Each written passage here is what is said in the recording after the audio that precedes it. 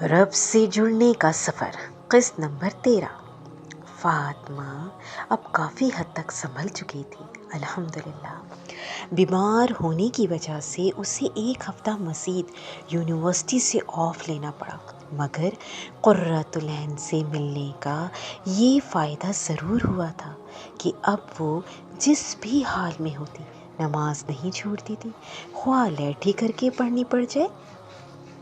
قرآن کا بھی 1 رکوع روزانہ ترجمے سے پڑھنا شروع کر دیا تھا، مگر ابھی تک اسے سمجھ نہیں آ رہا تھا کہ اس سے ہدایت کیسے لینی ہے۔ اسے لگتا تھا کہ وہ ترجمہ محض ریڈ کر رہی ہے، اس لیے ایک خلش تھی جو رہ جاتی تھی۔ وہ اکثر لیٹے لیٹے اللہ سبحانہ و تعالیٰ کے متعلق سوچ کر آنسو بہانے لگتی۔ انسان جب باہر کی دنیا سے بیزار ہو کر تھک جاتا ہے نا، پھر اس کی روح اسے اپنے خالق کی طرف کھینچتی ہے، تب اندر ایک بے چینی سی لگ جاتی ہے کہ انسان کسی طرح اس رب کے قریب ہو جائے۔ پھر اسے کہیں اور سکون نہیں ملتا، مگر بہت سے لوگ خود کو اس دھوکے کی دنیا سے بیزار نہیں ہونے دیتے، ہر وقت خود کو انٹرٹینمنٹ میں مشغول رکھتے ہیں، ایک سے نکلے تو دوسرے میں، بس ہر چیز میں شغل اور بس شغل، کبھی شاپنگ، کبھی پارٹیز، کبھی پکنکس، تو کبھی انٹرنیٹ پر آوارہ گردی۔ غرض شیطان نے ڈھیروں رستے سجھا دیے انسان کو کہ بس کسی طرح وہ اپنے اندر کی آواز سے، روح کی بے چینی سے غافل ہو کر اس کی طرف توجہ ہی نہ کرے۔ اور اب تو ایسا ہی ہو رہا تھا کہ انسان چلتی پھرتی لاش بن چکا تھا۔ جس جسم کو مٹی میں مل جانا تھا اسے سنورنے بنانے میں لگا تھا، اور جس روح نے رب کے پاس جانا تھا وہ خواہ کتنی ہی گندی ہو اس کی پرواہ نہیں تھی۔ آج فاطمہ اتنے دنوں بعد یونیورسٹی گئی تھی۔ اس سارے عرصے میں اس کا موبائل آف تھا۔ کہاں غائب تھی فاطی؟ یار بندہ کانٹیکٹ ہی کر کے انفارم ہی کر دیتا ہے۔ فاطمہ کتنی چینج لگ رہی ہو، اور کمزور بھی، سب خیریت ہے؟ کہیں شادی وادی تو نہیں کروا لی؟ اعتکاف میں بیٹھی تھی کیا جو اتنی بڑی چادر لپیٹ کر آئی ہو؟ نئے دوستوں قرت کی طرف آنکھ کا اشارہ کرتے ہوئے کا اثر ہونے لگ گیا ہے تم پر تو۔ واہ جی واہ۔ غرض کتنے ہی سوال اور کامنٹس تھے جو اس کی دوستوں اور کلاس فیلوز نے کیے تھے۔ وہ زچ ہو گئی تھی۔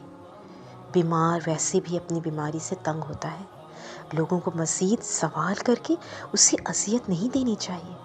وہ آج بڑی چادر میں خود کو لپیٹ کر آئی تھی، معلوم نہیں اندر کیا بدل رہا تھا، مگر اب اس کا دل کرتا تھا کہ وہ سب سے چھپ سی جائے، اور یہ اس کی پہلی کوشش تھی، مگر دوستوں کے کامنٹس سن کر اس کی برداشت ختم ہو رہی تھی۔ جب میں نے کبھی ان کی ڈریسنگ پر یا ان کی فرینڈشپ پر بات نہیں کی تو ان کی ہمت کیسے ہوئی؟ انہیں بھی کوئی حق نہیں پہنچتا مجھ پر ایسے طنز کرنے کا۔ اس نے نہایت غصے میں قرۃ العین سے کہا، جو اسے ٹھنڈا کرنے کی کوشش کر رہی تھی، مگر غصہ تھا کہ کم ہونے کا نام ہی نہیں لے رہا تھا۔ اچھا چھوڑو نا، دیکھو تم نے اللہ سبحانہ و تعالیٰ کے لیے خود کو ڈھانپا ہے نا، اب اللہ سبحانہ و تعالیٰ کے لیے اگنور بھی کرو میری جان۔ اس نے فاطمہ کے نرم گلابی ہاتھوں کو اپنے ہاتھوں میں لے کر نرمی سے دباتے ہوئے کہا، میرا دل کر رہا ہے ابھی جا کر ان کا منہ توڑ دوں۔ سمجھتی کیا ہے اپنے آپ کو؟ اس وقت پتہ نہیں میں نے کیسے ضبط کر لیا تھا۔ فاطمہ کا چہرہ غصے میں تل ملا رہا تھا۔ اسے حیرت بھی تھی کہ قرۃ العین کیسے اتنے عرصے سے ان سب کی باتیں برداشت کر لیتی تھی۔ تمہیں غصہ نہیں آتا ان کی باتوں پر؟ غصہ تو نہیں، مگر دل ضرور دکھتا ہے۔ پھر تم کیسے خاموش رہ لیتی ہو؟ اللہ سبحانہ و تعالیٰ تھام لیتے ہیں نا پھر صبر کرنا آسان ہو جاتا ہے. کبھی کبھی مجھے تمہاری باتیں سمجھ نہیں آتی قرت. اس نے منہ بنا کر کہا تھا. قرۃ العین ہنس پڑی. اچھا رکو، تمہیں دکھاتی ہوں اللہ سبحانہ و تعالیٰ کیسے سنبھالتے ہیں مجھے. اس نے اپنے بیگ سے چھوٹا سا قرآن نکالا جو ہمیشہ اس کے ساتھ ہوتا تھا. فاطمہ اسے دیکھ کر یک دم ٹھٹکی.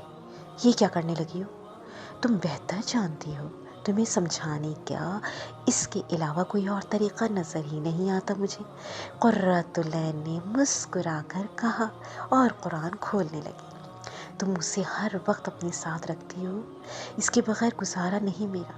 فاطمہ کے سوال پر قرۃ العین نے کھلے ہوئے قرآن کو سینے سے لگاتے ہوئے کہا تھا.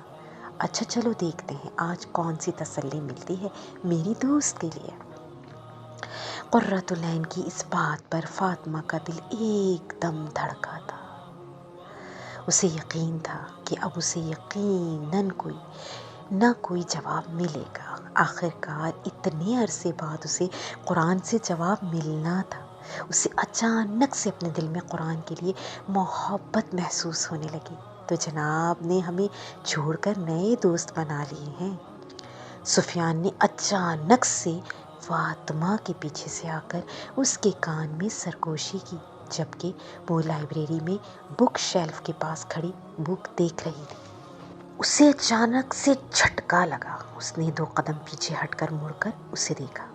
اسے بالکل امید نہیں تھی کہ سفیان سے اس کی ایسے ملاقات ہو سکتی ہے.